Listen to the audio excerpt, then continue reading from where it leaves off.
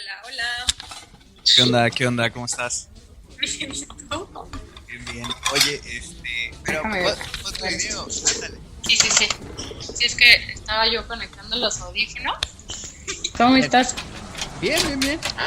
Bueno, a mí me gustaría comenzar, bueno, primero, bueno, preséntate, ¿no? Sí, ya. Dale.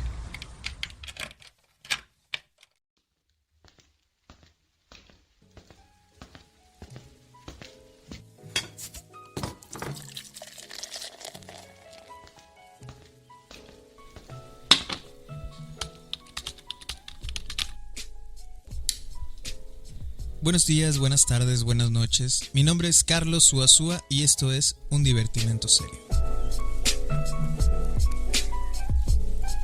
Ok, bueno, mi nombre es Berenice Lorraine Martínez Jiménez. Soy de la Ciudad de México, pero toda mi familia es jarocha y eso es, para mí es importante decirlo. Y yo misma viví ahí 6 años. Entonces, bueno, eso, practico el psicoanálisis en la Ciudad de México, particularmente en Coyoacán. Creo que también es importante decirlo porque luego, con eso de la localización, ¿no? Y todo lo que implican los territorios. Y bueno, tengo intereses diversos y entre ellos uno muy, muy importante es el de la decolonialidad. Oye, esto que decías de en Coyoacán, bueno, Ciudad de Sí, México es grandísima. sí, claro. Cada delegación delimita una esfera cultural distinta. Ujú. Sí, totalmente. Sí, por eso me parece importante decir en dónde practico, ¿no? Porque, bueno, o sea, sí, como alguna vez escuché decir a Manuel Hernández, pues la práctica psicoanalítica, yo pienso, concuerdo que sí es mayormente citadina, ¿no? Y en el caso de la Ciudad de México, pues bueno, o sea, está, está en gran parte también localizada en algunos puntos. Ujú. O sea que no en toda la Ciudad de México hay analistas practicando, ¿o cómo? No, yo creo que sí, yo creo que sí, yo sí ubico algunas personas que están en otras delegaciones, pero pues la verdad ahí te mentiría, no conozco a todos y a todas.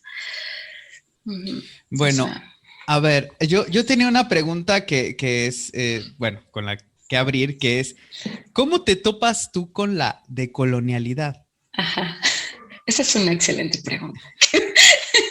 Qué bueno que me lo preguntas. Pues yo me topé con la decolonialidad en el 2013, cuando fui invitada a la escolita zapatista, con los compañeros y las compañeras zapatistas. Y ahí, entre muchas experiencias que tuvimos, conocí a una compañera chilena, que me habló de la decolonialidad, o sea, que me comentó qué es esto del buen vivir. Ella es investigadora, entonces, bueno, hicimos amistad y dentro de eso ella me compartió qué era eso del buen vivir, de la decolonialidad y bueno, a la par de las experiencias prácticas, ¿no? De estar ahí en las comunidades y de ver efectivamente qué es hacer la decolonialidad en acto, ¿no? Practicar la autonomía, la autogestión, la organización comunitaria, la resistencia, la lucha, etcétera. Ujú. Oye, yo leí un artículo de Leticia Cantú Ajá, que hablaba sobre la escuelita zapatista. ¿Es esa sí. misma? Sí, es esa misma. De hecho, Leti y yo fuimos compañeras, Ok. pero ella estuvo en otro caracol. Yo estuve en un caracol arriba de San Cristóbal de las Casas, en Oventic, y Leti estuvo en otro, ¿Qué en es La un Garrocha, me parece. caracol? Esa es una excelente pregunta. Un caracol es un territorio autónomo, organizado bajo los principios del zapatismo. Este, y bueno, puede estar o no eh, cerrado. Son caracoles como un centro, digamos, de organización para las comunidades zapatistas. Ujú. Y que tenga el nombre de caracol tiene una relación específica con la estructura de la conchita del caracol. Mm, Pues me parece que más bien tiene que ver, pues con una parte de la cosmovisión de los compas, ¿no? Que es el lento para caminamos, ¿no? Que es lo Ah, que ok, ellos han dicho. Sí, ok.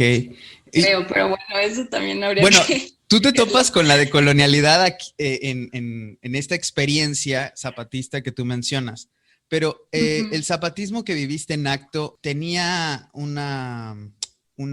vaya, predicaba con un ejemplo, por así decirlo, ujú, pero estaba este armazón conceptual que encontramos ahora en los textos decoloniales. ujú. Ah, esa es una muy buena pregunta. Pues sí, me parece que sí. De hecho, o sea, la decolonialidad, desde mi lectura, hay muchas, pero desde mi lectura, es una práctica, ¿no? Es una práctica, es una experiencia que tiene que ver con, con resistir, organizarse, etcétera, ante las consecuencias de la colonialidad del poder. Y todos esos conocimientos, conceptualizaciones, claro, están teorizadas, pero no hay que olvidar que eso ya está desde hace más de 500 años pues en los pueblos, ¿no? Eso es algo que muchas y muchos pensadores decoloniales dicen que es importante señalar. O sea, eso ya está ahí. Solo que, bueno, afortunadamente, sí hay algunos que han trabajado teóricamente eso, ¿no? Ok. Oye, hay una Ujú, duda que yo siempre he tenido, más o menos me ha quedado un poco claro con algunos textos, pero a mí me gustaría que, o sea, con tus palabras, si hay una posibilidad de discernir, o sea, porque se habla de los estudios postcoloniales, pero ujú, también de los estudios decoloniales. ¿Hay alguna diferencia? ¿Tienen una relación? ¿Es una seguida de otra? ¿Qué es eso? ujú. Sí, pues de hecho sí hay una diferencia. O sea,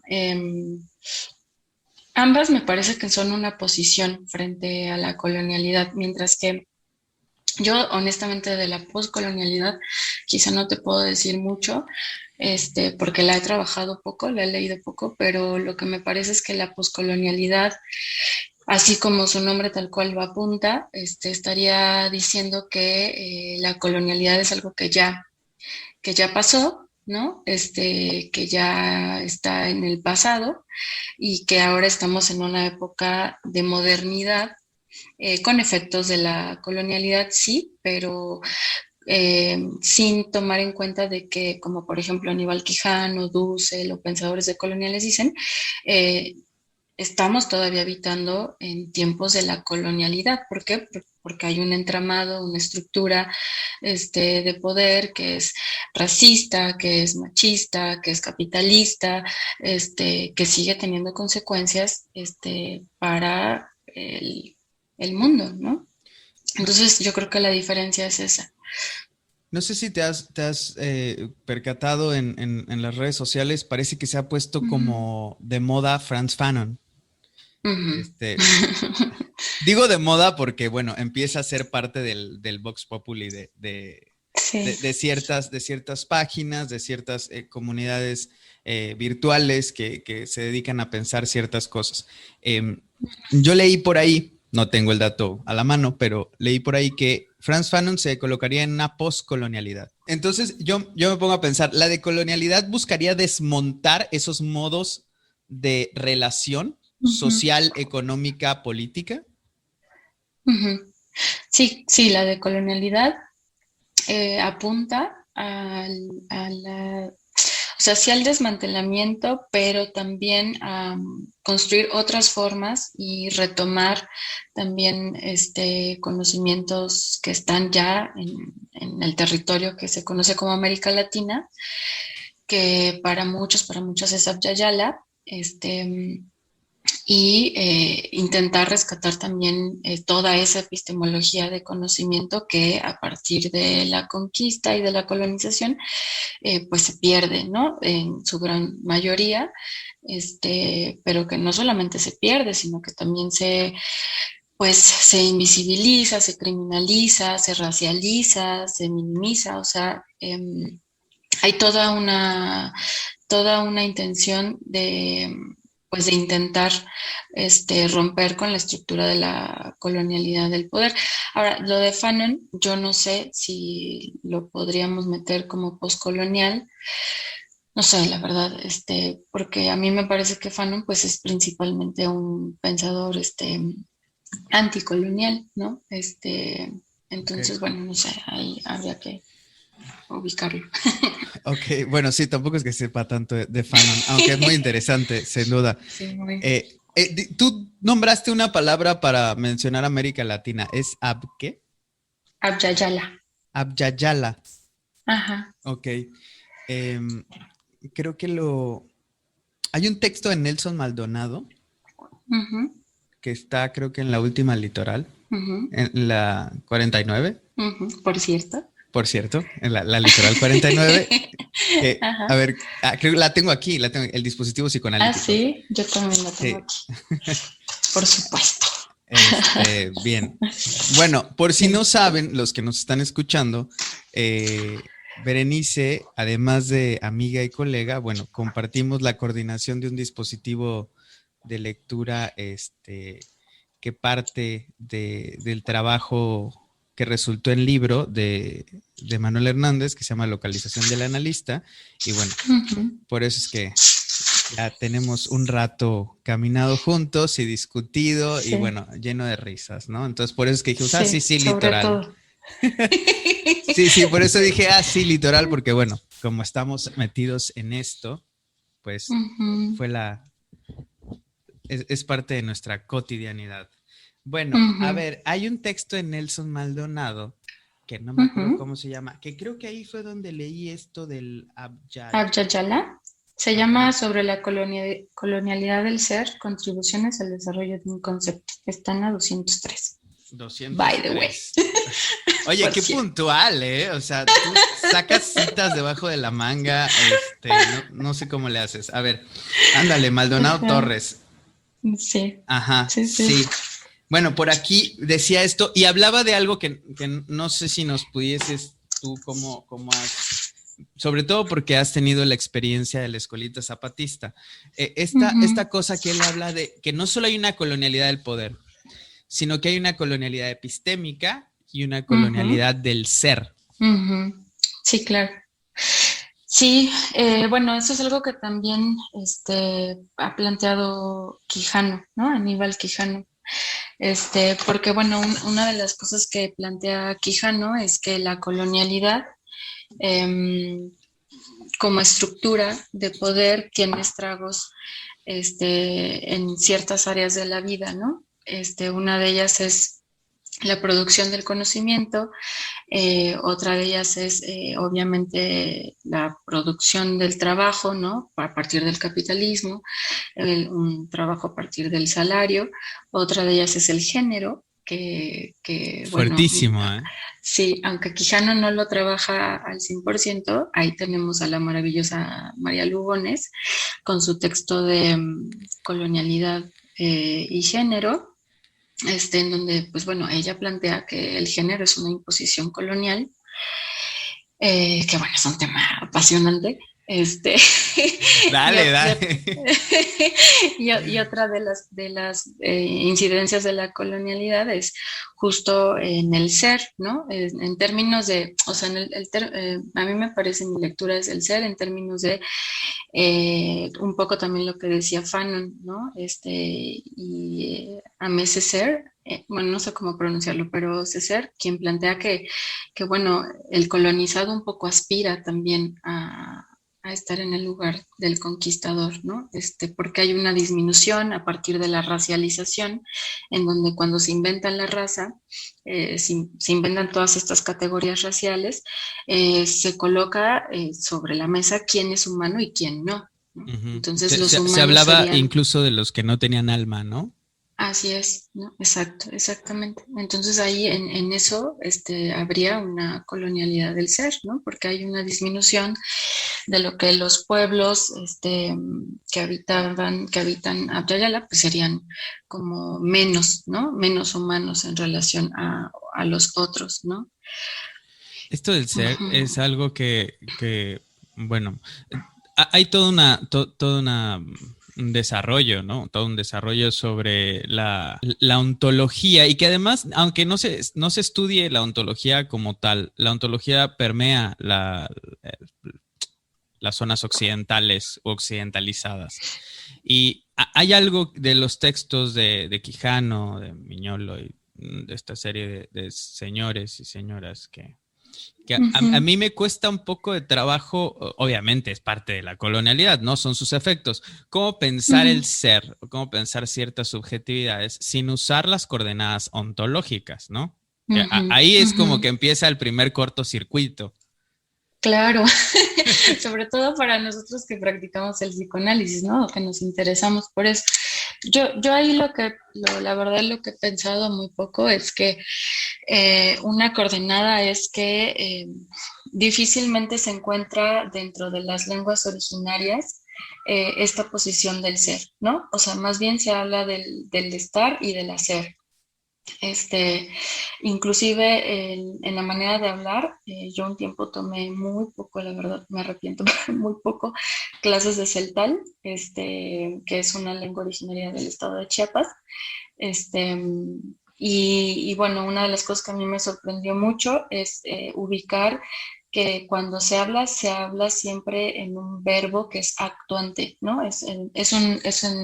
Hablar como en siempre estar haciendo, ¿no? Yo soy a partir de que estoy contigo y te saludo y hablamos, pero no es a partir del yo, ¿no? El yo no existe. Entonces, me parece a mí que esa es una manera de comprender lo que quizá esto del ser del lado de la colonialidad, pues se puede comprender más en las implicaciones subjetivas que tiene, ¿no? Para cada uno y para cada una de nosotros y nosotras que estamos atravesadas por eso, pero bueno, que no implica necesariamente pensarse solamente desde el registro del yo, ¿no? El celtal es una variante del maya, ¿no? Sí. Nada más como para... Sí, porque si no me iba a perder un poco, porque hay varias variantes. Sí, claro. Porque del lado de la península de Yucatán tenemos otra variante, ¿no? Que es generalmente... ¿Cuál? No ubico bien el nombre, pero cuando fui hace poco al museo que está en la Casa Cantón, que está ahí sobre Paseo de Montejo en Mérida, y a ver, voy a buscar el nombre porque la exhibición era formidable. A ver, aguántame tantito. Por aquí voy a tenerlo en la galería de fotos. Si no tomo fotos, no me ubico. Además, había demasiados textos. Aquí está. Se llama La Palabra Visible. Escritura jeroglífica maya. Y ahí se hablaba del maya yucateco. O sea, solamente se mencionaba así. Y bueno, hay toda una serie de cosas. Luego tendrás resultados de esta pequeña visita. Eso. Buenísimo. Habrá algo pronto. Pero bueno, buenísimo. Esto que decías de la colonialidad, el género, Griela, cuando estuvo aquí conmigo, comentó que la escuché, algo. Estuvo maravillosa. Ah, sí, estuvo maravillosa. Griela comentaba algo que parece que te dejó el relevo a ti, entonces no quiero soltarlo, que era cómo pensar eso que se ha llamado mujer. Ajá. Algo así era como la expresión, y ella hizo un pequeño freno y nos íbamos a desviar a un montón de cosas muy interesantes, pero puso un freno y dio como el relevo y dijo, bueno, cuando esté Berenice aquí seguramente se podrá hablar de esto. Entonces yo quiero como retomar esa parte que considero que es muy importante, que entonces esto que decías de lo humano y la aspiración del ser a lo humano a partir de la colonialidad, ¿qué implicaciones tiene entonces para el ser mujer? ¿O qué es eso de ser mujer? Bueno, a mí particularmente te he de decir que últimamente me parece apasionante este asunto. O sea, es algo en lo que me estoy metiendo muy cañón a escuchar, a leer a feministas decoloniales. Una de ellas es Yuderquis Espinosa, otra es Ochi Curiel, la misma María Lugones, y también Oyeron Keuyegumi, que es un texto que comentó Griela también, porque uno de los planteamientos que ponen sobre la mesa las feministas decoloniales, algunas, o sea, eso también hay que decirlo, que no todas, pero algunas, y que yo verdaderamente me siento como en sintonía con lo que ellas plantean, es que la pregunta es por qué el feminismo sería la única vía de organización y de lucha política para las mujeres. Y el feminismo, pensándolo en términos de que el feminismo corresponde a la lucha explícitamente de las mujeres entendidas como biológicamente asignadas con ese sexo, ¿no? O bueno, nacidas con ese sexo. Entonces, lo que cuestionan las feministas decoloniales es, pues, ¿qué es una mujer? ¿No? O sea, ¿qué es Claro. eso de una mujer? Porque efectivamente el feminismo se ha construido a partir del estandarte de lo que es la mujer biológicamente, y eso es algo que va, o sea, si lo pensamos un poco, es contradictorio a intentar desmontar la colonialidad, porque desde la colonialidad del poder lo que estamos diciendo es que con la raza, por ejemplo, cuando se inventa la raza, es una invención basada en una lectura fenotípica, biológica, para generar jerarquías, ¿no?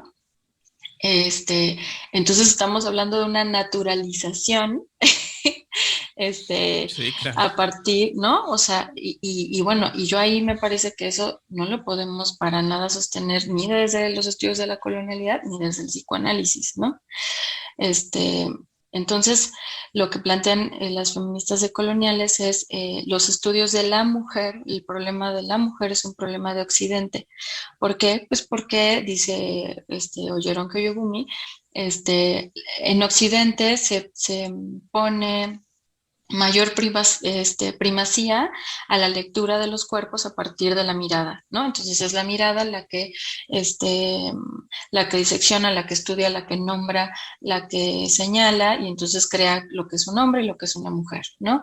Y posterior a eso, se crean jerarquías basadas en la idea de género y se instalan en comunidades y territorios en donde eso no existía. Y entonces ahí es en donde Oyeron que plantea el caso de que Griela también habló un poco, de la región Yoruba en África, en donde la organización social no estaba basada en términos de género, ¿no? Sino que eran otras formas de organización. Y así lo podemos encontrar en otros ejemplos en nuestros territorios, ¿no? Pero bueno, la verdad es que son poco estudiados. O sea, bueno, algunas lo están haciendo.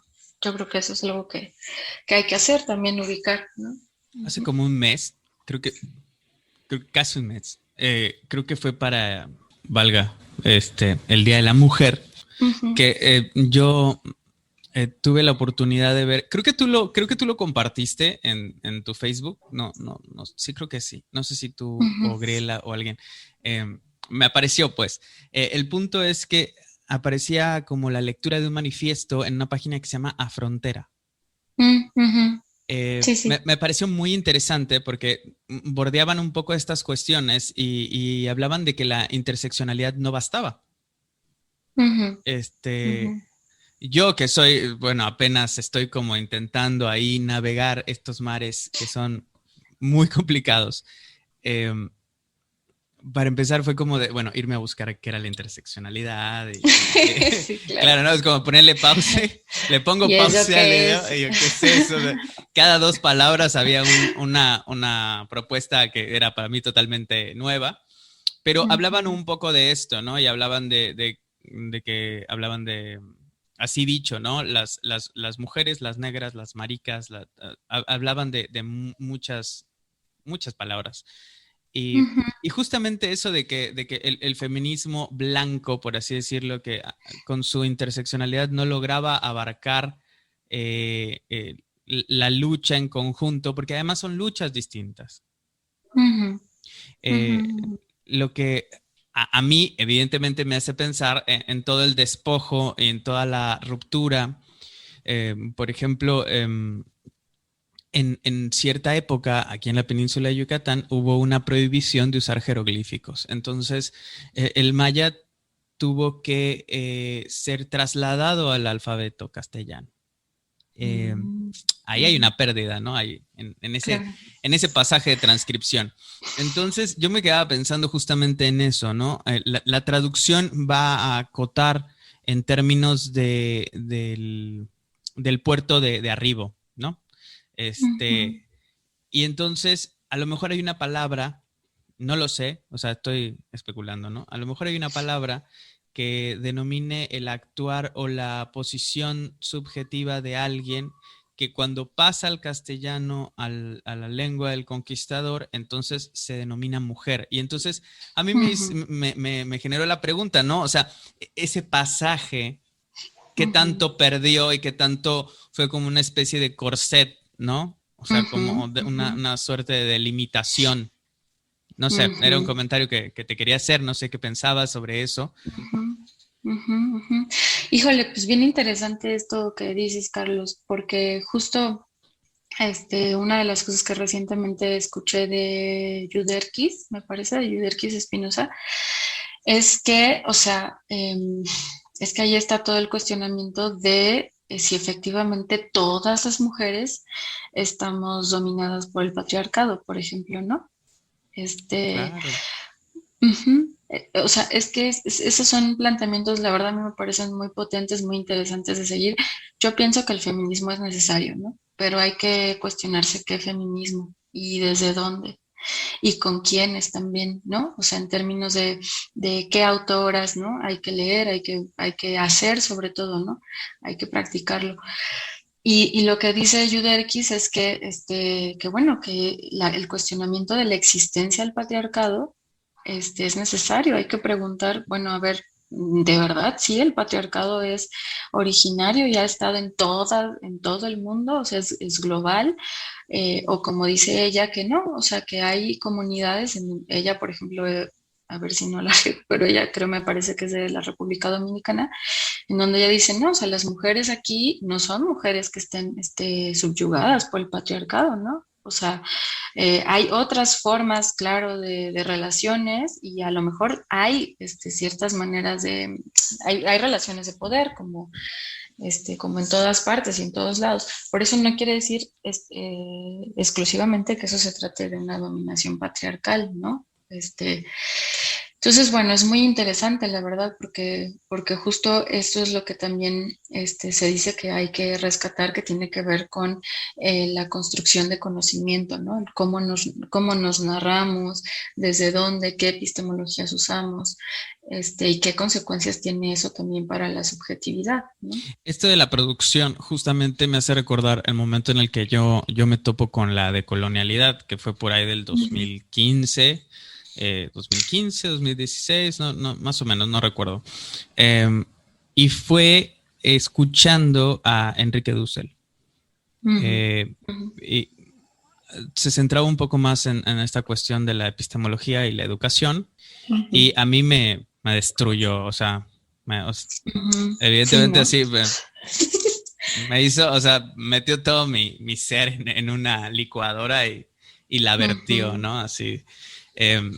Y Dussel con todo esto, ya sabes, hasta de cuando comenta estas cosas de que los europeos se volvieron el centro del mundo y que hay desarrollos matemáticos que no son de ellos, pero que se los apañaron de los árabes, cosas por el estilo, ¿no? Y entonces se cuenta una historia universal.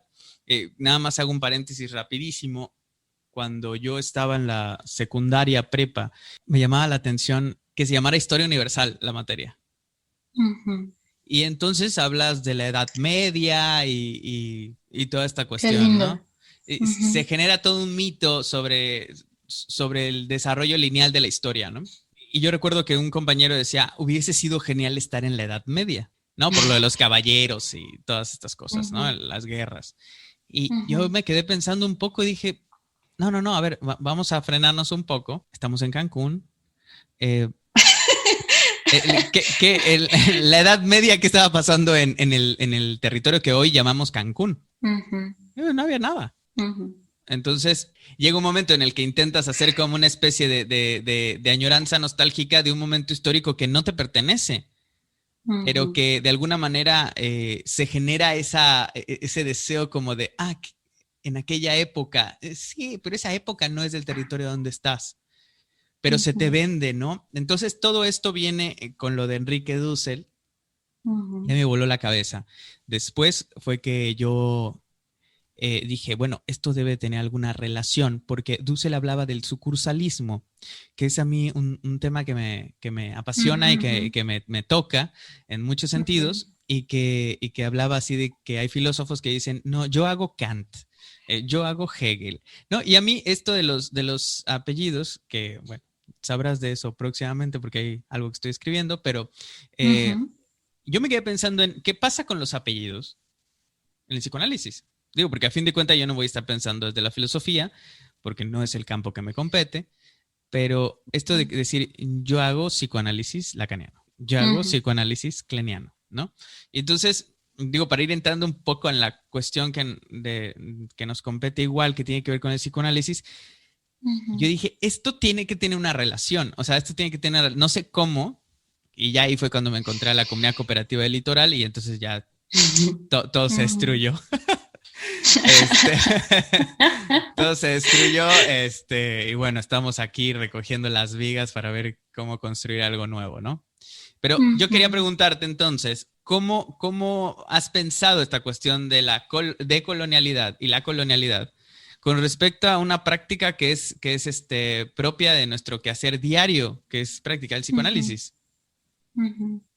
Pues quisiera retomar un poco lo que decías al inicio, con esta experiencia que nos compartes, ¿no? De que es algo que te toca, que te trastoca, que te atraviesa y que ya de ahí ya no, o sea, uno ya no puede dar como vuelta atrás, ¿no? A mí personalmente me pasó así también, o sea, una experiencia como fue la escolita. La verdad es que ya no pude ya no pude obviar lo que implica el vivir en otros territorios, el estar atravesada por muchas historias, porque como dices tú, efectivamente, o sea, no es la historia universal, ¿no? Sino son historias, son muchas historias que se han intentado invisibilizar a partir de una lógica hegemónica, ¿no? Que tiene toda una finalidad también de poder, ¿no? Y entonces en ese sentido a mí me parece que quienes practicamos el psicoanálisis en un territorio como el nuestro, y que hablamos castellano, pues es importante. No sé si sea necesario, la verdad es que creo que eso le corresponde a cada quien, pero al menos a mí me parece que sí es importante cuestionarnos, aceptar la colonialidad como un principio que está ahí, al igual que lo inconsciente, ¿no? O sea, la colonialidad entendida como esto, un entramado de poder que articula relaciones jerárquicas, ¿no? Y que tiene implicaciones objetivas en quienes habitamos ciertos territorios y en quienes hemos tenido ciertas experiencias pues de vidas, pero que son históricas, que vienen de un entramado, ¿no? Y yo creo que eso es fundamental, al menos para mí, no sé, te digo que yo creo que le corresponde a cada quien ser tocado por eso, asumirlo y actuar en consecuencia, ¿no? Porque efectivamente a mí me parece que no es lo mismo practicar el psicoanálisis, como lo decía, en la Ciudad de México, específicamente también en un territorio como, pues es como Coyoacán, que, por ejemplo, no sé, en Chiapas, ¿no? Que sí sé que hay compañeros que están ahí en Chiapas, que están en San Cristóbal, he ubicado algunas cosas, o en otros lugares, ¿no? O sea, definitivamente me parece que no es lo mismo. Uno lo puede ver, tú mismo hemos platicado, ¿no? De las consecuencias que también tiene la práctica analítica en otras regiones, ¿no? O en otras zonas, o en Francia, por ejemplo, en Europa. O sea, yo creo que definitivamente no es lo mismo y que hay que dar acuse de eso, y en la práctica misma, en la experiencia misma de análisis, lo hablo desde mi posición como analizante, obviamente, y ahí se ven los estragos también de la colonialidad, ¿no? Hay algo que siempre me ha parecido como muy brutal, que es que cuando se habla de esta colonialidad, Generalmente se piensa solo en términos, o sea, a nivel como muy superficial, se piensa en términos como de los conquistadores y el territorio conquistado. Sin embargo, incluso dentro de lo que llamamos América Latina, hay centros y periferias, ¿no? O sea, ya no necesitamos que esté el conquistador acá presente, haciendo patente la estructura que se ha formado, sino que entonces se hace esta cuestión. En algún momento creo que lo discutimos, que yo les decía que había un paricentrismo, pero también hay una centralidad en Ciudad de México y hay una centralidad en Buenos Aires, ¿no? Que como si fuesen distribuidores únicos de lo que se debería llamar psicoanálisis, ¿no? Entonces eso tiene efectos sobre, no sé, seguramente habrá compañeros que estén en San Luis Potosí, que estén en Zacatecas, que estén en Colombia, en diferentes latitudes, y entonces esta como mercantilización del psicoanálisis en la que hay como una fábrica del saber, que muchas veces termina siendo nada más una suerte de traducción, ¿no? En la mayoría de los casos, lamentablemente hasta ahora se está viendo como un cambio, ¿no? de producciones, y también esto que en algún momento creo que Manuel Hernández lo decía, que era, hace falta leernos entre nosotros, ¿no? Porque y así como hay como una suerte, esta colonialidad nos da una suerte de preferencia por el texto que viene de Francia o el texto que viene de Alemania o cosas por el estilo. Así, evidentemente, con Estados Unidos, que se ha implantado como una hegemonía. También hay una cuestión como de la preferencia a la lectura de autores que están en Ciudad de México o que están en Argentina o estas cosas, ¿no? O sea, ¿tú cómo lo vives tomando en cuenta de que tú sí estás en la Ciudad de México? Híjole, yo creo que tienes razón. Tienes razón, Carlos. Mientras te escuchaba, yo pensaba en una de las cosas que también desde el zapatismo dicen mucho los compas, ¿no? Que es pues que cada uno tiene que hacer su trabajo en su lugar, en su territorio, ¿no? Y yo creo que lo más importante es que busquemos tejer redes entre nosotros, justo intentando romper esa centralización, porque es así, o sea, eso sí es cierto, ¿no? Hay una especie de, la verdad no sé si decirlo así, Dale, sácalo. Pero hay como una especie de disminución, digamos, hacia el trabajo de nosotros mismos, ¿no? Entre nosotros. Y creo que eso es algo que, pues tú lo sabes, ¿no? Hemos estado intentando hacerlo de otra manera en varios espacios, ¿no? Uno de ellos es el espacio que tenemos de lectura, pero también el de la cooperativa, ¿no? Que es, pues sí, darle todo su peso a la idea de que hay que construir redes y hay que darnos un lugar también para enunciarnos desde lo que cada quien esté interesado en trabajar, ¿no? Y bueno, y darle su importancia, porque sí es cierto y tienes toda la razón que por lo regular pareciera ser que hay un centro de donde emanan, ¿no? Emanan todas las producciones, pero seguramente hay otras personas muy interesantes, otras, que están haciendo cosas y que hay que buscar, pues, conectarnos, ¿no? Yo creo que tú allá en Cancún, eso es lo que tú has estado haciendo también, ¿no? Difícil. Es difícil, sí. Es difícil.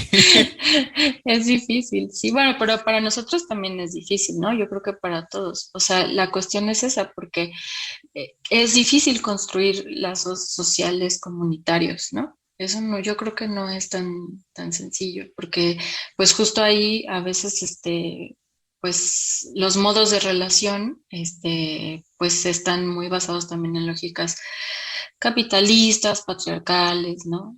De muchas otras cosas. Entonces es difícil, pero hay que hacerlo, ¿no? Y que es muy interesante cuando no se ponen los puntos sobre las IES, cómo la verticalidad se instala sin advertencia, Claro. Se cuela así sin pensarse.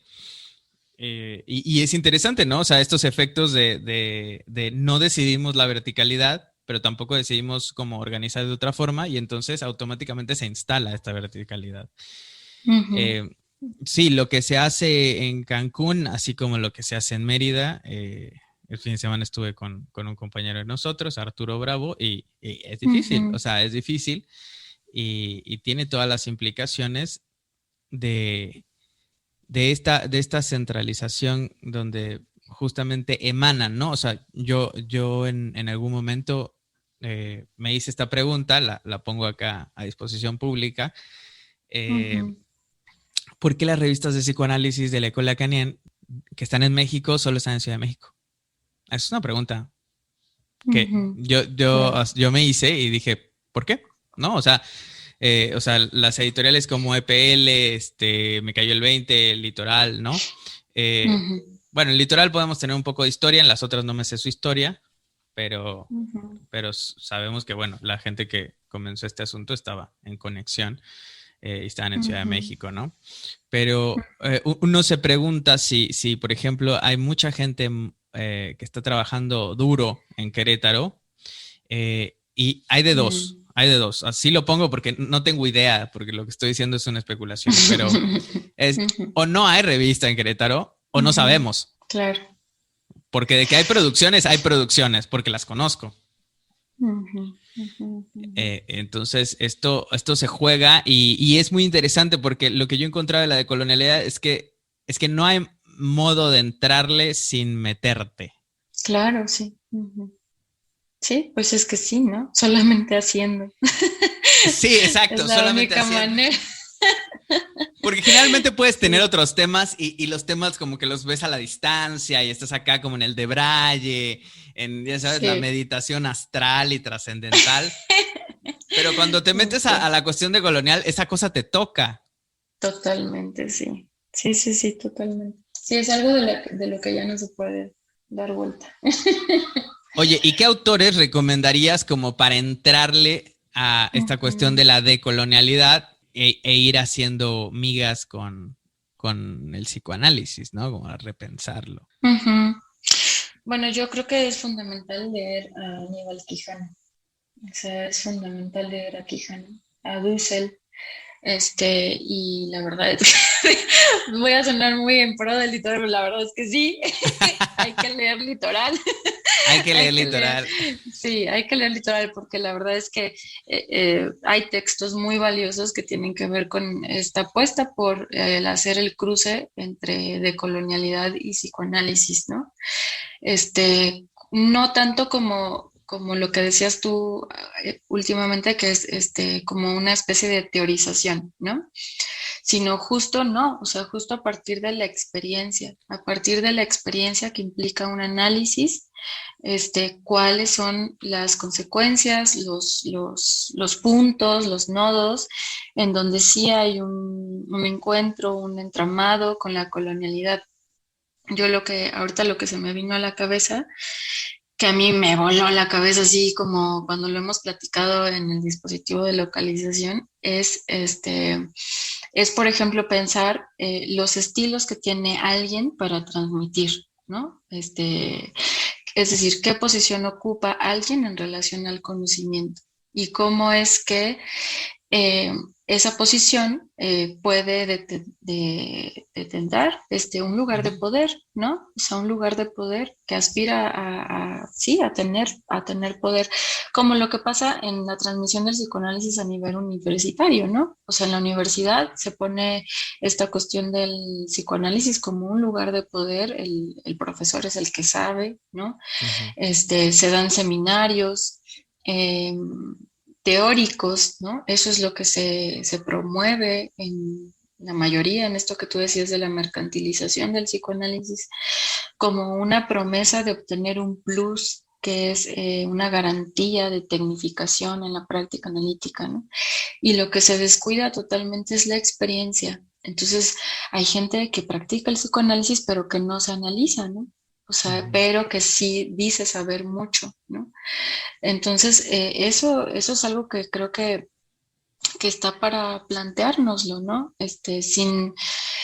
Sin ponernos en una cuestión, como de que está bien y que está mal, o sea, no, pero sí plantearnos qué problemáticas, tiene eso para nosotros, ¿no? Para nosotras quienes practicamos el psicoanálisis y que ahí hay un cruce muy claro con la decolonialidad, porque, o sea, ahí lo que se plantearía desde la decolonialidad es que justo esta lógica científica, ¿no? Que es occidental del sujeto-objeto, ¿no? Un sujeto cognoscente y un objeto que está ahí puesto para ser investigado, para ser analizado, visto, etcétera, pues es una relación jerárquica de poder, ¿no? Y entonces, bueno, ahí podemos dar el paso a decir, bueno, ok, ¿qué pasa entonces cuando se promueve una, entre comillas, formación de analistas basada en esa lógica, ¿no? Ujú. Hay algo que pasa, que he visto mucho en esta como versión académica, ¿no? Mercantilizada de psicoanálisis, que, que además tiene que ver con esta cuestión de falta de producción, ¿no? O sea, es una repetición de fulano dijo tal cosa, ¿no? Eh, Ujú. ubico dos formas, digo, seguramente hay muchas, ¿no? Pero ubico dos formas muy palpables de los seminarios, ¿no? El seminario que te va a explicar, ¿no? Ujú. El seminario que te va a Le vengo explicar. ofreciendo, le vengo manejando. Sí, sí, sí.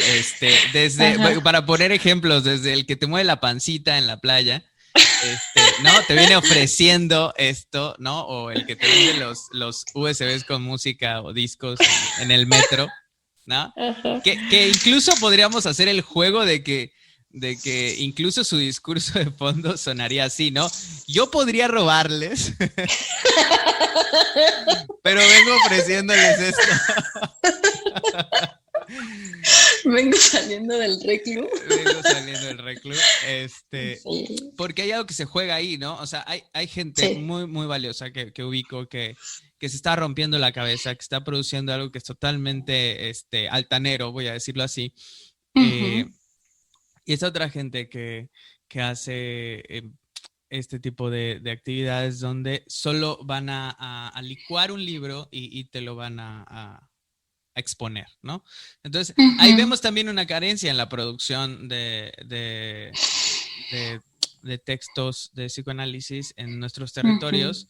Eh, Ujú. el otro día, el artículo que te mandé a ti y a unos amigos, para Ujú. discutir, se lo Ujú. mandé a alguien más y me preguntaron, es una pregunta muy interesante porque me preguntaron, ¿y esto dónde lo dicen? Y dijo, no, es Mm. que esto nadie lo ha dicho.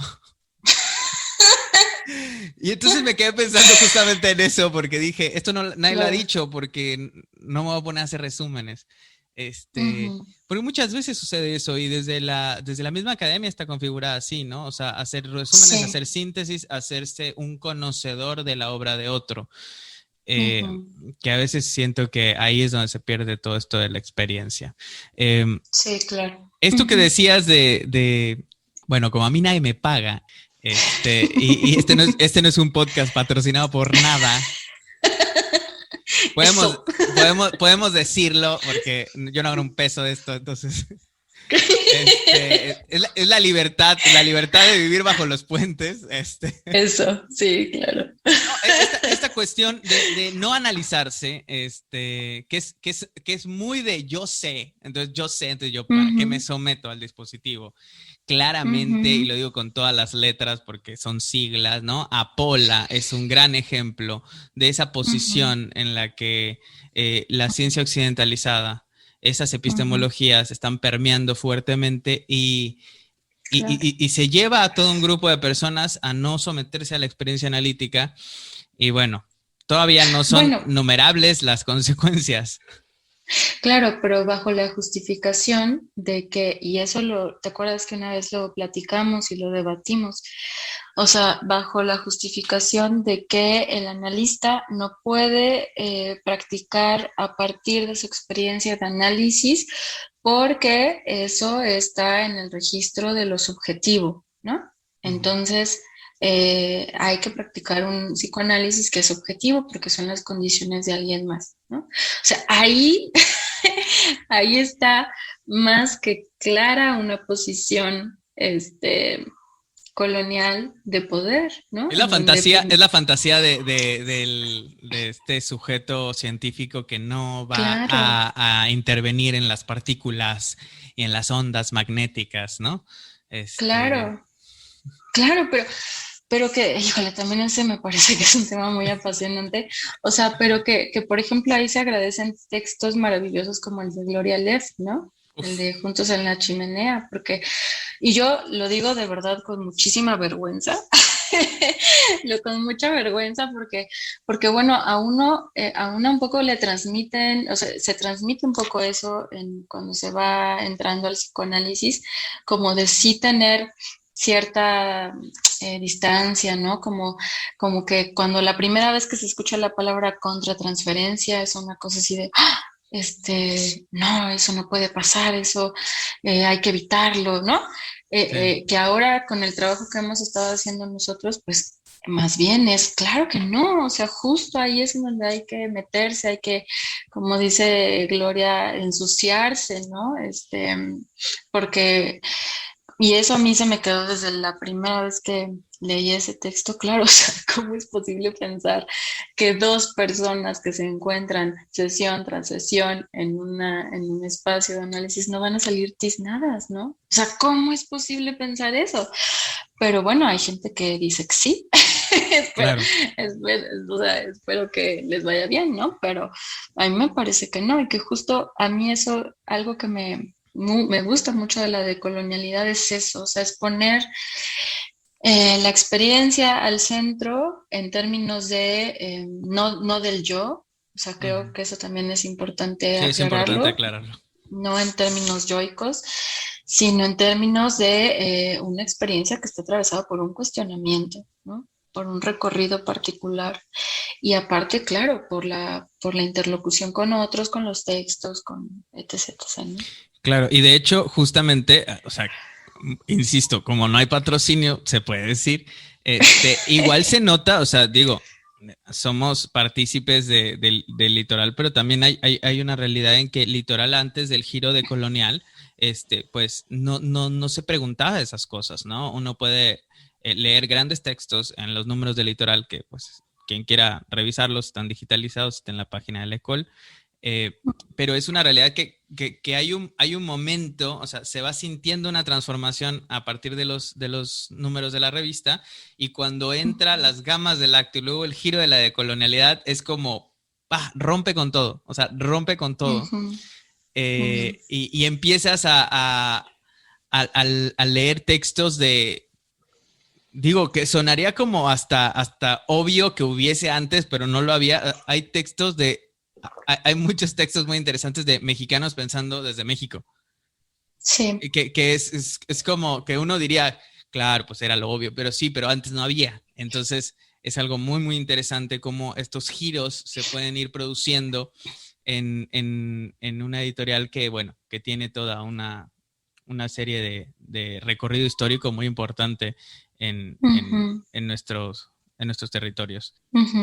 Hablando de esta cuestión, bueno, hablando de esta cuestión, una Suéltalo, vez suéltalo. a mí me preguntaron algo que te lo voy a poner así sobre la mesa, que es muy interesante. Ajá. Una vez a mí alguien me preguntó, eh, porque uno va dando nombres, ¿no? Uno va dando Ujú, nombres de ciertos referentes, incluso referentes latinoamericanos, y me hicieron una pregunta que a mí, justamente yo estaba como en esa onda de estar leyendo a Dussel, y a mí me dislocó esa pregunta. Y a ver.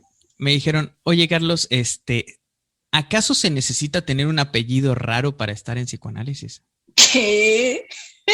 Bueno, uno se puede reír, pero eso ¿Qué? es fuertísimo Es fuerte. porque tanto compañeros de Ciudad de México, algunos y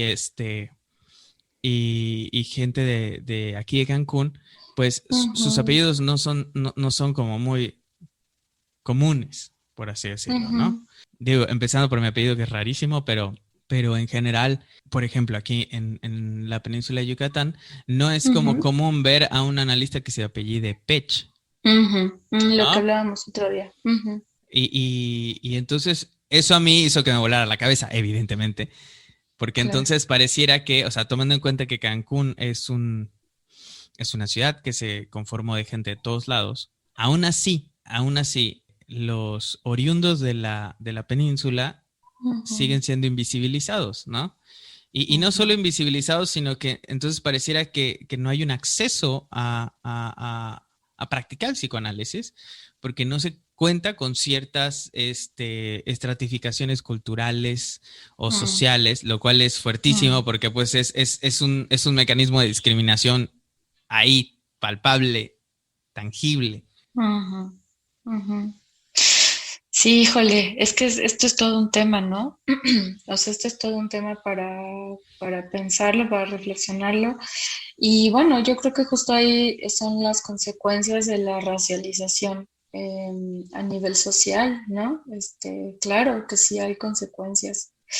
Eso yo creo que, no sé, voy a decir una barbaridad, pero me atrevo a decir que la mayoría de quienes habitamos el país, en algún momento vamos a sentir los efectos de lo que implica la racialización, ¿no?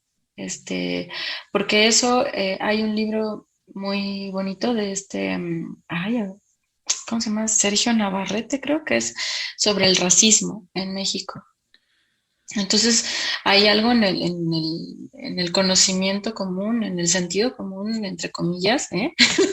Entre comillas, Sí. porque, o sea, no podemos decir que el sentido común existe, pero digamos que hay algo que se transmite que tiene que ver con eso, ¿no? Con un racismo, con un clasismo, y claro, eso no se puede negar, ¿no? Y ni quien lo niegue, yo creo que es porque tiene muchos privilegios.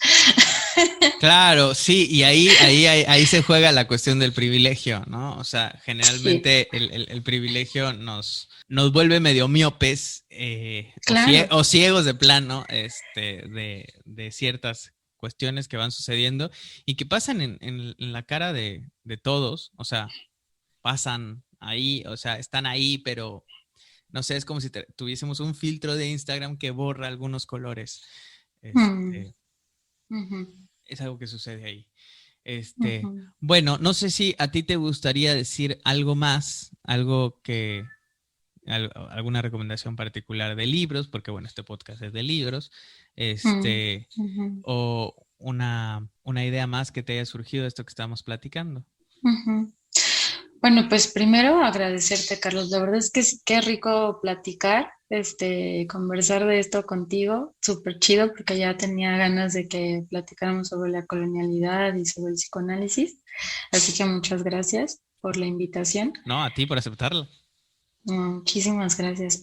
Y otra es que pues yo creo que es como para seguirle dando, ¿no? Para seguir pensando juntas y juntos, y ver qué consecuencias hay para cada quien y también en comunidad, porque creo que eso también sí tiene consecuencias, ¿no? O sea, sí, eso sí, sí transforma cosas, pues, ¿no? Y de libros, pues yo la verdad recomiendo mucho nuevamente, o sea, para quienes estén interesados en el psicoanálisis y la decolonialidad, leer la revista, Ujú. pero también necesariamente hay que leer a Aníbal Quijano, ¿no? Hay una recopilación de textos que se llaman los textos de fundación de Aníbal Quijano, que están en internet y que son así buenísimos y que yo creo que eso ya es. Yo recientemente volví a leer el texto de colonialidad del poder y clasificación social y no inventes, o sea, descubrí cosas que dije, ay, esto ya lo había leído, esto ya lo había visto. O sea, es una cosa que sí, se descubre cada vez que se vuelve a leer, ¿no? Que tiene que ver con una experiencia de lectura, ¿no? O sea, porque uno no es Sí, el mismo al regresar a un libro. sí, no, para nada, totalmente, sí. O sea, digo, para tomar esta cuestión de que Foucault decía que era una experiencia, ¿no? Esto de los libros. Sí. Y en realidad, a mí a veces me apantalla mucho este hecho de que dicen, es que ya lo leí. Bueno. Y, o sea, Ujú, yo me pongo a pensar y digo, si mis amigos arqueólogos que están en las zonas arqueológicas de aquí mm, de Yucatán dijeran, mm, "Ah, es que ya la fui a ver", Qué interesante. No, bueno, entonces Ujú. no encontraría nada nuevo, ¿no? Y todo el tiempo están Claro. encontrando algo nuevo. Bueno, Ujú. pues, Berenice, muchas gracias por haber tomado la invitación. Y también, lo mismo que le dije a Griela, esto vale para otro episodio del podcast en un tiempo que encontremos nuevas cosas y tengamos Claro. una experiencia subjetiva diferente, que seguro la tendremos. No soy el mismo que el que cenó ayer taquitos, entonces Qué rico. entonces sí, seguramente habrá cosas nuevas que discutir y Claro. siempre volver. Y esto de la comunidad, pues lo dejo a los que están escuchando el podcast porque el modo de pensar comunidad y el tipo de lazo que se desarrolla en ella genera, hasta donde yo he tenido la fortuna de experimentarlo, genera una horizontalidad donde no todo es válido, pero todo lo que pienses puede ser dicho. Ujú. Porque obviamente un dispositivo tiene ciertas acotaciones para llevar a cabo un trabajo. Pero Ujú. creo que es importante y si la gente que está escuchando está interesada, habría que investigar un poco sobre la comunidad, los formatos que existen sobre hacer comunidad, porque así como la escuela zapatista existe, también además de los caracoles, Ujú. hay formas de encontrarse con otros alrededor de un interés en común Ujú. y una tarea. Y creo que eso es importante mantenerlo porque pues el capitalismo es voraz, Ujú. es voraz y siempre nos está este, quitando formas y hay que ser creativos. Eso. Ujú. Entonces, bueno, te mando un abrazo muy, muy fuerte. Muchas gracias Un por abrazo, platicar conmigo Carlos. sobre este tema. Y nada, nos Gracias vemos a ti. pronto, nos vemos pronto. Sí, muy Vale, prontito. Bueno, claro, cuídate. Chao, chao. bye. Bye, bye. Chao. Bye, Carlos.